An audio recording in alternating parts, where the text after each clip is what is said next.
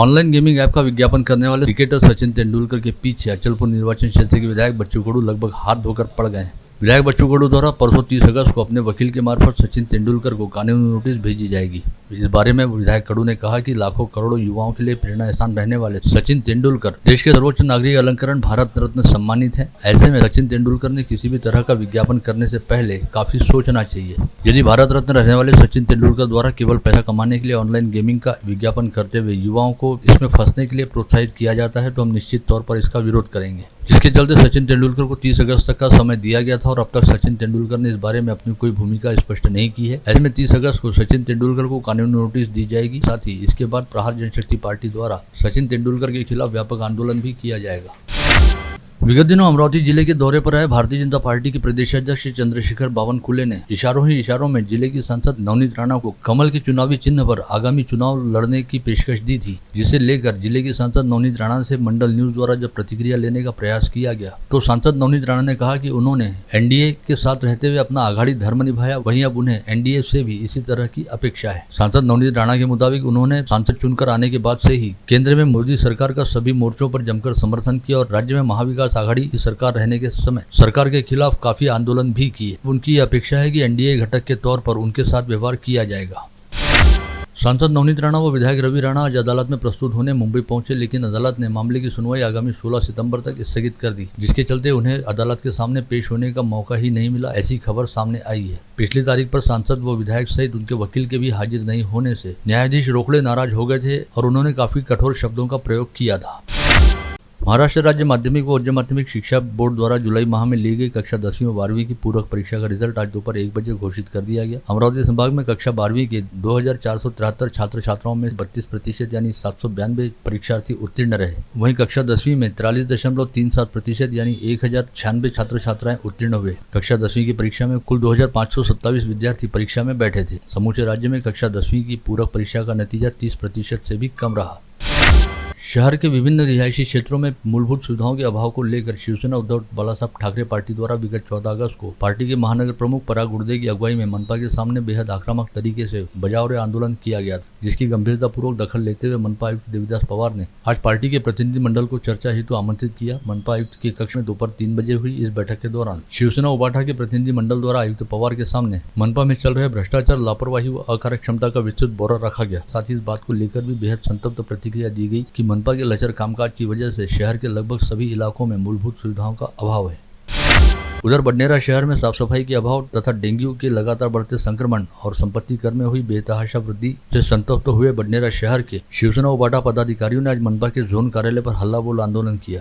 इस समय कार्यालय में कोई भी अधिकारी मौजूद नहीं रहने से संतप्त शिव सैनिकों ने जोन कार्यालय के सभी विभागों के कक्षों को ताला ठोक दिया, जिससे तनावपूर्ण वातावरण निर्माण हो गया था। पश्चात सहायक आयुक्त द्वारा दिए गए आश्वासन के बाद यह मामला शांत हुआ।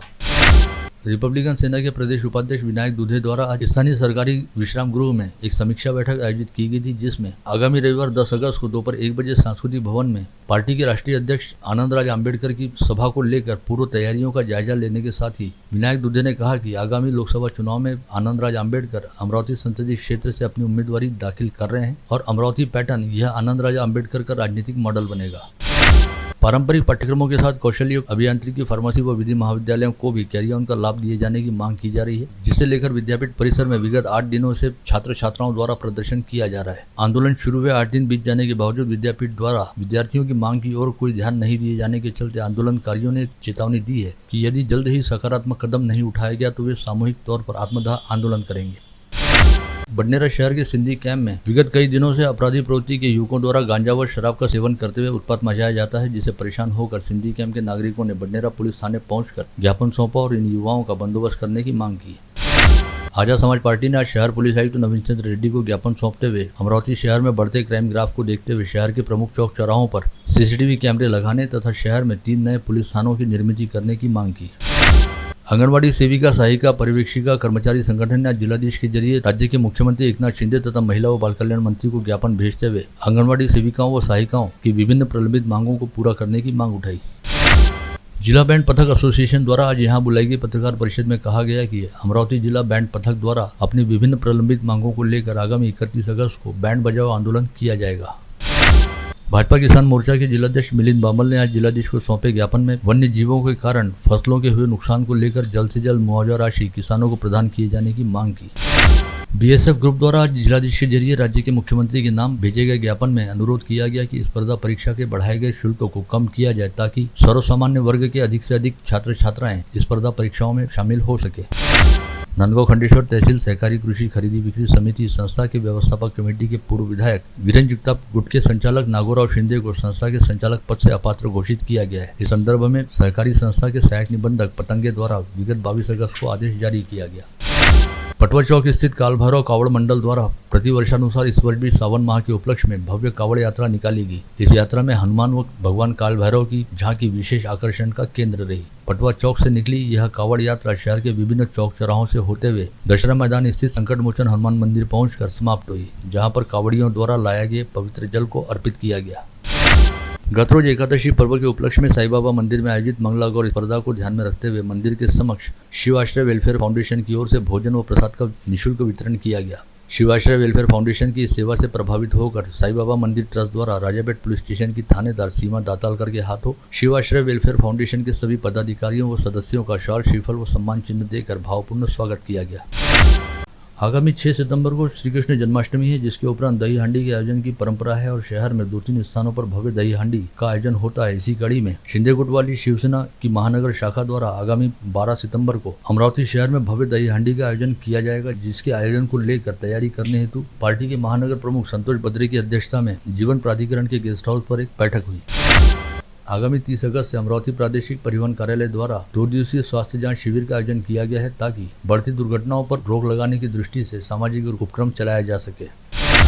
अचलपुर के उपजिला अस्पताल की असंवेदनशीलता का एक मामला उजागर हुआ, जहां पर प्रसूति पश्चात बच्चों को जन्म देने वाली 2 नवप्रसूता महिलाओं व उनके नवजात बच्चों को अचलपुर से मेलघाट स्थित उनके गांव में पहुंचाने के लिए सरकारी एम्बुलेंस वाहन उपलब्ध नहीं कराया गया। ऐसे में दोनों महिलाओं को अपने नवजात बच्चों के साथ काफी समय तक वाहन का इंतजार करते हुए सड़क पर खड़े रहना पड़ा। इसी समय किसी के जरिए इस बात की जानकारी मेलघाट के विधायक राजकुमार पटेल व उनके स्वीय सहायक छोटू तेलकोटे को मिली, जिसके बाद छोटू तेलकोटे ने तुरंत चिखलदरा स्टॉप पर पहुंचकर इस आदिवासी परिवार को जारीदा गाँव पहुँचाने की व्यवस्था की। इस पूरी घटना को लेकर मेलघाट निर्वाचन क्षेत्र के विधायक राजकुमार पटेल ने बेहद संतप्त प्रतिक्रिया देते हुए कहा कि संबंधित वैद्यकीय अधिकारियों व स्वास्थ्य कर्मचारियों के खिलाफ कड़ी कार्रवाई करने की मांग वे राज्य के मुख्यमंत्री व स्वास्थ्य मंत्री के समक्ष उठाएंगे। आगामी 10 दिवसीय गणेशोत्सव को लेकर शहर पुलिस की ओर से तैयारियां करनी शुरू कर दी गई हैं। शांति व व्यवस्था बनाए रखने के लिए शहर के सभी 10 पुलिस थाना क्षेत्र में कुख्यात अपराधियों की सूची बनाने के साथ ही तड़ीपारी के प्रस्ताव पर भी काम शुरू होने की जानकारी शहर पुलिस आयुक्त नवीन चंद्र रेड्डी द्वारा दी गई है। साथ ही इस काम की जिम्मेदारी शहर पुलिस के दोनों उपायुक्त सागर पाटिल व विक्रम साड़ी को सौंपा गया है। इरविन चौक के पास यातायात पुलिस कार्यालय के सामने आज दोपहर 1 बजे के दौरान ब्रेक फेल होने से सिटी बस अनियंत्रित होकर तेज रफ्तार से आ रही थी और उसने एक वाहन को टक्कर भी मारी। यातायात विभाग के प्रभारी एसीपी मनीष ठाकरे व उनके साथियों ने समय सूचकता दिखाया और आनंद फानन में रास्ते पर बड़े बड़े पत्थर डालकर सिटी बस को रोका गया, जिसके चलते सभी 30 मुसाफिरों को बस से सही सलामत उतारा गया। दरियापुर तहसील अंतर्गत खल्लार फाटे पर माउली स्वीट मार्ट में बीती रात किसी अज्ञात तत्वों ने पेट्रोल डालकर आग लगा दी थी। इस होटल के मालिक पंडित वानखड़े और उनका पूरा परिवार होटल के ही ऊपरी मंजिल पर रहता है और पूरा परिवार नींद में ही जिंदा जलकर मारे जाने से बाल बाल बचा। मामले की जांच करते हुए खल्लार पुलिस व ग्रामीण अपराध शाखा पुलिस के दल द्वारा की गई संयुक्त कार्रवाई में पंडित वानखड़े के भतीजे अनिकेत वानखड़े को हिरासत में लिया गया। अनिकेत वानखड़े ने पुलिस द्वारा की गई पूछताछ में बताया कि कुछ दिन पहले उसके चाचा ने उसके पिता पर कोई जादू टोना किया था, जिसकी वजह से उसके पिता की तबीयत हमेशा खराब रहती थी। इस बात को लेकर मन में रहने वाले गुस्से की वजह से उसने अपने चाचा के घर में पेट्रोल छिड़क कर चाचा सहित पूरे परिवार को जिंदा जलाकर मार देने का प्रयास किया। गणपति के शीश के ब्लॉक बनाने वाले आर्किटेक्ट संगम सोलंके की गत शनिवार 7 बजे समृद्धि हाईवे पर करंजा टोल नाके के आगे कार व ट्रक हादसे में दर्दनाक मौत हो गई। इस हादसे में संगम के छोटे भाई सिद्धेश और चालक कृष्णा सेंडे गंभीर रूप से घायल हुए हैं। दोनों घायलों पर राजापेट के बुंडे अस्पताल में इलाज चल रहा है। मध्य प्रदेश के मुल्ताई से गणेशोत्सव हेतु मोर्शी आकर गणेश मूर्ति बुक करने के बाद वापस लौट रहे दुपहिया वाहन सवार को अज्ञात वाहन ने जोरदार टक्कर मारी। इस हादसे में मुल्ताई निवासी लक्ष्य साबले नामक दुपहिया चालक की मौके पर मौत हो गई। वहीं दुपहिया की पिछली सीट पर बैठा देवसिंह चंदेल गंभीर रूप से घायल हो गया। इसके अलावा साथ चल रही दूसरी दुपहिया पर बैठे 2 युवक बाल बाल बच गए।